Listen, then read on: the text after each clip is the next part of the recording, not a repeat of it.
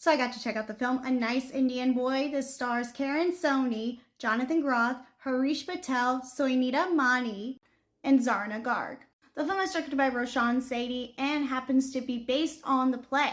I had no idea this was based on a play, and I wasn't familiar with Roshan's previous works that he directed. And I can proudly say that Roshan directed an LGBTQ plus romantic comedy that was very sweet and gave me butterflies. This is a film that not only looks at love, but the complexities of having a relationship, self-acceptance, and cultural identity. But my favorite theme that the film does explore was family acceptance. So our story follows Naveen, who brings his fiancée Jay home to meet his very traditional East Indian family. So Naveen's family must learn to accept Jay, who is a white orphaned artist, while a very introverted Naveen is a doctor who doesn't want his family involved in his personal life. But Naveen wants his family's help to plan the perfect Indian wedding.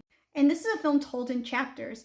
And the best part is seeing the very beginning and Jay and Naveen meet.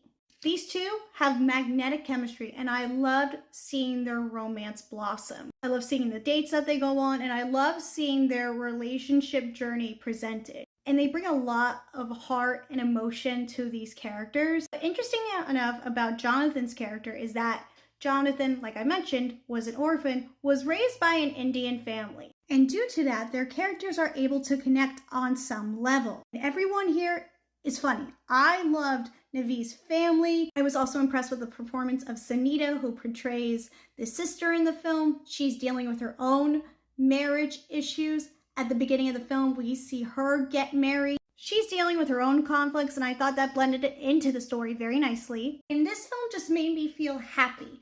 Even though it is cheesy and predictable, Roshan was able to make it his own and make it very charming and a fun watch. And I liked seeing the film incorporate Bollywood influences.